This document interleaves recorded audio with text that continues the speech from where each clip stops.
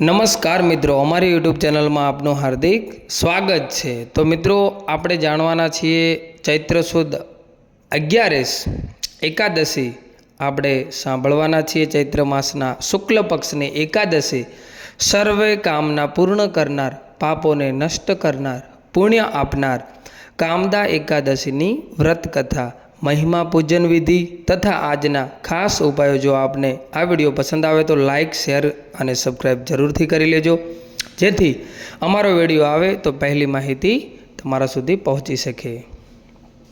જય શ્રી કૃષ્ણ ભગવાન, જય શ્રી ગોવિંદ, હરે મુરારી, હે નાથ નારાયણ વાસુદેવ। વટસ્ય પત્રસ્ય પુટેશ્યાનમ બાલ મુકુંદ, મન સંસ્મરણે બોલો ભગવાન પરમ ગુરુ શ્રી કૃષ્ણની જય।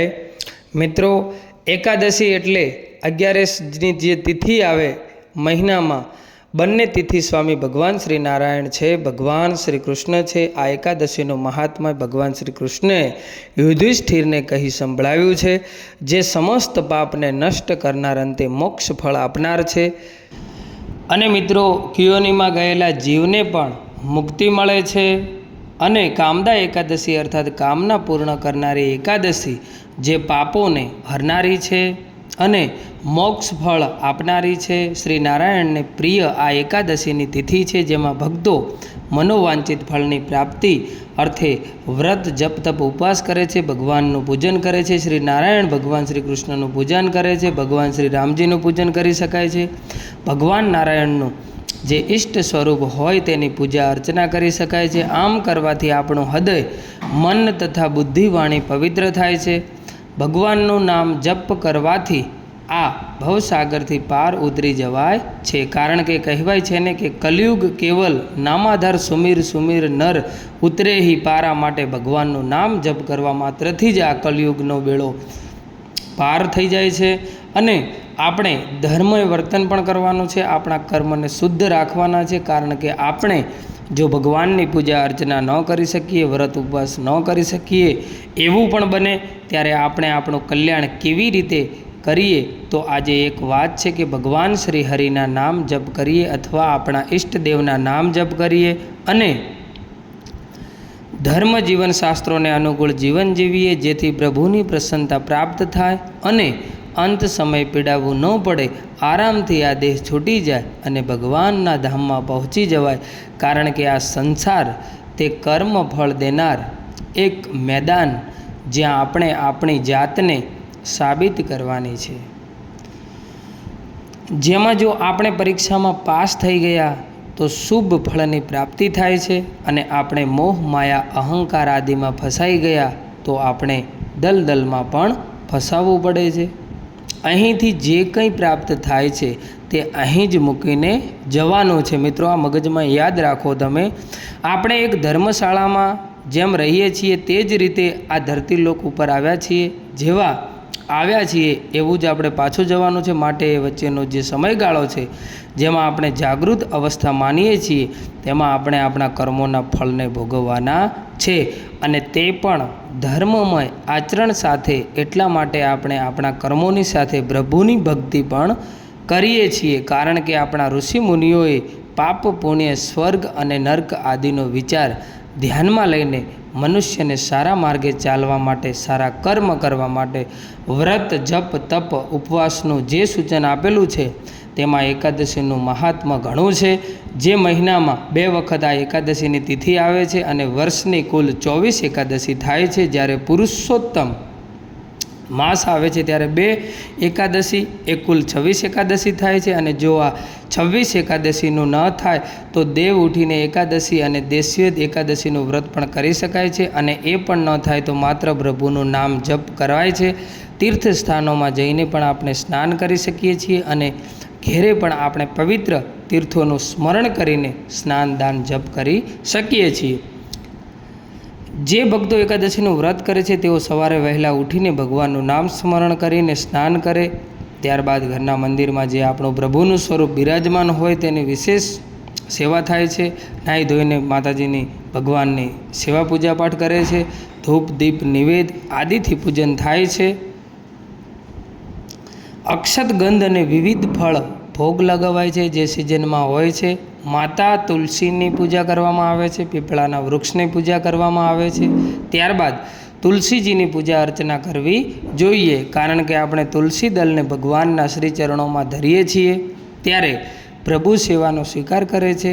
માટે તુલસીજીને દીપદાન કરવું જોઈએ, પીપળાના વૃક્ષના થળમાં જળ અર્પિત કરવું જોઈએ, પિતૃનું સ્મરણ કરવું જોઈએ અને ગીતાજીનો પાઠ કરવો જોઈએ. વિષ્ણુ સહસ્ત્ર નામ પાઠ કરી શકાય તો પણ ઉત્તમ. આજની વ્રત કથા મહાત્મા અવશ્ય સાંભળવું. ભગવાન શ્રી હરિનારાયણનું પૂજન થઈ ગયા પછી ભગવાનને પ્રિય એવા આ એકાદશીના દિવસે આપણે જે કાંઈ આપણાથી થાય તે દાન પુણ્ય કરવું. બીજા દિવસે જ્યારે દ્રાદશી તિથિ આવે ત્યારે આ વ્રતના પાલણા કરવા જોઈએ, કારણ કે આપણે જો વ્રતનો સંકલ્પ કર્યો છે તો તેને છોડવું પણ પડે છે. માટે પારણામાં પણ જે થાય એટલું દાન પુણ્ય કરવું અને પ્રભુનું નામ જપ કરવું, સારા કર્મ કરવા. જો પ્રભુની પૂજા અર્ચના ન થાય તો પણ, કારણ કે તે શુભ કર્મ પણ ધર્મમય છે, પ્રભુનું સાક્ષાત સ્વરૂપ છે. જે સાચા માર્ગે ચાલે છે તે માર્ગ જ પ્રભુનો છે. માટે પ્રભુની પ્રસન્નતા અર્થે આ બધા ધર્મમય કાર્ય કરતા રહેવા જોઈએ.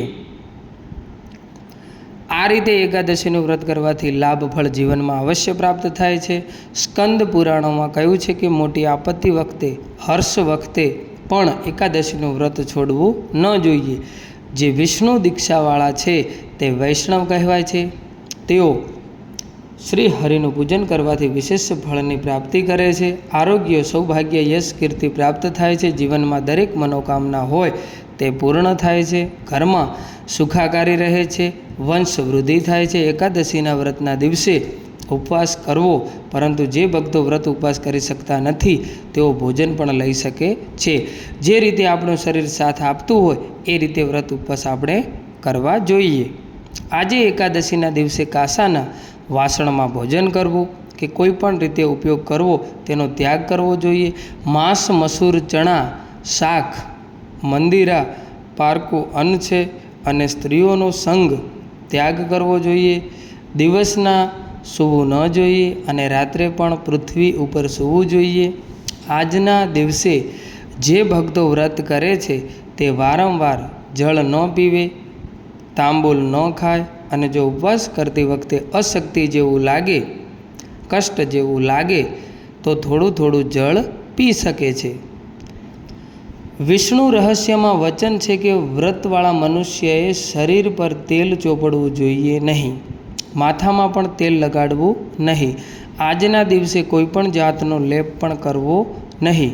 ચોરી, હિંસા આદિ પાપોના નિવારણ માટે પણ એકાદશીના વ્રતના દિવસે વિષ્ણુ નામ જપ કરવો જોઈએ. પવિત્ર થઈને ભગવાન શ્રી હરિનો અષ્ટાક્ષર મંત્રનો જાપ કરવો જોઈએ. ઓમ નમો નારાયણ. ભગવાન શ્રી નારાયણને પ્રાર્થના કરાય છે કે હે પ્રભુ, મેં આજે આપનું એકાદશીનું વ્રત કર્યું છે. હે નાથ, હું બારસના દિવસે પાણું કરીશ. હું આપની શરણમાં છું. હે પ્રભુ, મારી સેવાનો સ્વીકાર કરજો. આ રીતે બોલીને પ્રભુને નમન કરવા જોઈએ. મત્સ્ય પુરાણમાં કહેલું છે કે સ્ત્રીઓ વ્રજસ્વાલ અવસ્થામાં પણ આ વ્રત કરી શકે છે. રજો દર્શન થયું હોય તો પણ એકાદશીના દિવસે બહેનો ભોજન ન કરે, એટલે કે ઉપવાસ કરે. બહાર ગામ જવાનું થાય તો પણ વ્રત કરી શકાય છે. ઘરમાં સૂતક હોય તો પણ વ્રત કરી શકાય છે. પૂજા ન થાય એકાદશીનું વ્રત તે ઉત્તમમાં ઉત્તમ ફળ આપનાર વ્રત છે.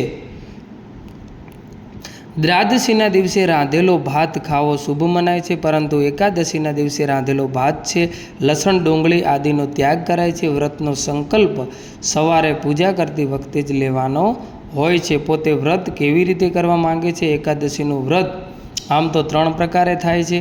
એક તો ઉપવાસ, એક તો નિરાહાર અને એક છે એક ટાઈમ ભોજન. જે લોકોનું શરીર સાથ આપતું નથી, બાળકો છે, વૃદ્ધ છે, ગર્ભવતી મહિલાઓ છે અથવા કામકાજી ભાઈઓ બહેનો છે તો તે એક ટાઈમ ભોજન લઈ શકે છે. શરીરની માંગ પણ પૂરી કરવી પડે છે. શક્તિ હોય તો વ્રત, જપ, તપ થાય, કર્મ થાય છે. શરીર જ સાથ ન આપે તો આપણે અસમર્થ થઈ જઈએ છીએ અને શરીર સાધનરૂપ છેમાં. માટે શરીરનું પહેલાં ધ્યાન રાખવું જોઈએ મિત્રો. તો આવી રીતે આપણે શ્રી વિષ્ણુ ભગવાનની આ એકાદશીનું વ્રત કરવું જોઈએ.